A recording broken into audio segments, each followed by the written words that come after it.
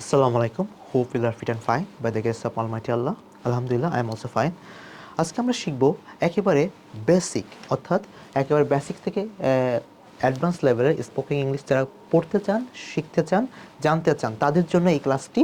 দেখুন, প্রোনাউন্সিয়েশন একেবারে অ্যালফাবেট থেকে শুরু করব। আজকের ক্লাসটা হচ্ছে গিয়ে দেখেন, আমরা ছোটোবেলা থেকে শিখে আসছি ABCD, অনেকভাবে নানাভাবে শিখে যাচ্ছি। এখন তার আগে আমি একটা কথা বলবো, আপনারা অ্যালফাবেট কতগুলো ইংলিশে অ্যালফাবেট 28 নাকি 26, এই কমেন্টটা আমাকে অবশ্যই কমেন্ট বক্সে জানাবেন যে ইংলিশ লেটার্স কতগুলো, ইংলিশে অ্যালফাবেটস কতগুলো। ভিডিওর শেষে আমি অবশ্যই বলে দিব। দেখেন, আমরা most of the students, most of the guardians আমরা ভুল করি যখন বাচ্চাদের শেখাই এ লেটারের প্রোনাউন্সটা।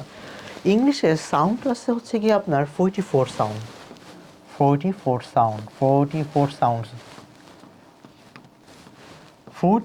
সাউন্ডসের যদি আপনি শিখতে চান, আপনার অনেক দিন লেগে যাবে। এবং বাচ্চারা স্পেশালি এই 44 সাউন্ড ফনেটিক্স যখন শিখবে তখন তাদেরকে শেখানো হয়।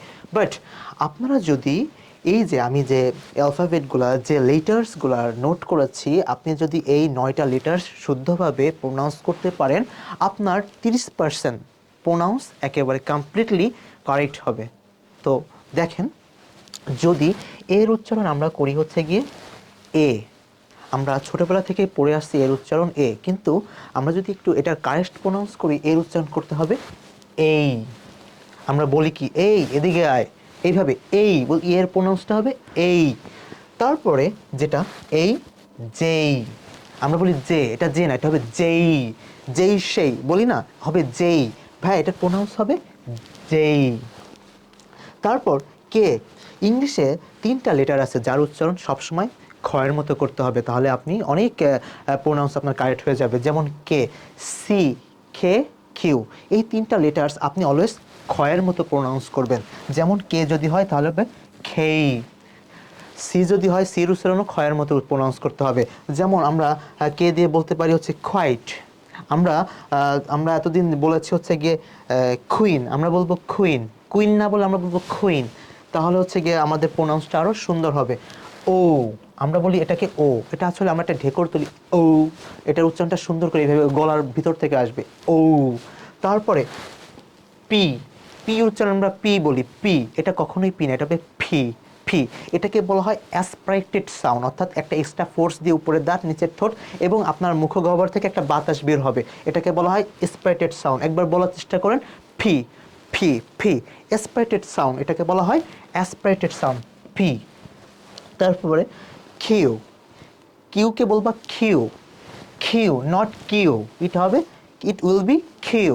তারপর আর, আর ব্রিটিশরা অলওয়েজ একটু সাইলেন্ট করে, সুন্দর করে উচ্চারণ করে। যেমন ওরা আরটাকে খুব সুন্দর পোলাইটলি উচ্চারণ করে। আমরা বলি রেইনি সিজন, তাহারা বলে রেইনি সিজন, রেইনি, অর্থাৎ আরটাকে হচ্ছে কি আমাদের জিহ্বা একটু ভাঁজ করতে হবে এবং সুন্দর করে বলতে হবে রেইনি সিজন। তারপর টি, মোস্ট ইম্পর্ট্যান্ট পার্ট হচ্ছে টি, টির উচ্চারণ আমরা ট ট ঠ বলি, ট কিন্তু ঠয়ের মতো হবে। আমরা টাইম বলি, টাইম না বলে আমরা বলবো টাইম।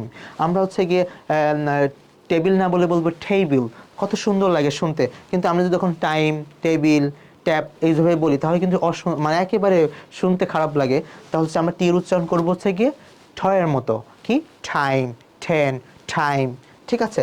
ডাব্লিউ, ডাব্লিউ হচ্ছে কি তুমি উচ্চারণ করো ভুল, ডাব্লিউ বলে কোনো শব্দ নেই। মনে করো এখানে 2টা ইউ লিখলাম, এটাকে আমরা কি বলবো, ডাবল ইউ। তেমনি ডাব্লিউ এর প্রোনাউন্সটা হবে ডাবল ইউ, কি হবে, ডাবল ইউ। আমরা হচ্ছে কি প্রোনাউন্সগুলো আবার দেখবো, এইগুলো হচ্ছে কি তুমি এক নিঃশ্বাসে 20 বার বলার চেষ্টা করবা। কি, এই J K O P Q R T W, এই J K O P Q R T W, এতে মুখের মামলিং প্রবলেমটা রিমুভ হবে এবং ফ্লুয়েন্টলি কথাও বলা যাবে। আরও একটা বলে রাখি যে ইংলিশে লেটার্স হচ্ছে গিয়ে 26, ঠিক আছে।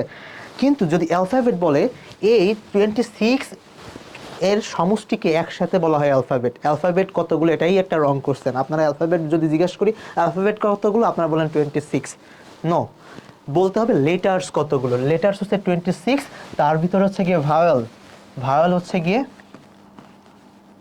ভাওয়েল হচ্ছে 5টি, এ, ই, আই, ও, ইউ, ঠিক আছে।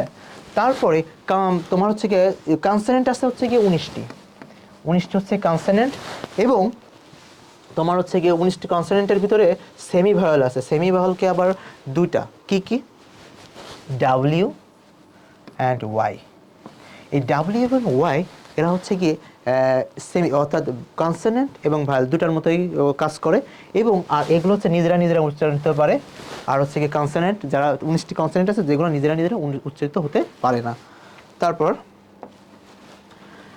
দ্য প্রোনাউন্স অফ সেভেন্টেন্স, দেখো নেম অফ সেভেন্টেন্স কী হবে, যদি আমরা এই সেভেন্টেন্সের নামও প্রোনাউন্স করি তখন সে ভুল প্রোনাউন্স করি, কি হতে পারে দেখো, স্যাটারডে প্রোনাউন্স হচ্ছে গিয়ে এই যে ডে, এ ওয়াই থাকে, যদি শব্দের শেষে এ ওয়াই থাকে, একটু দেখো আমি নোট করে দিয়েছি, শব্দের শেষে এ ওয়াই থাকলে বাংলায় উচ্চারণ হবে রস্যের মতো।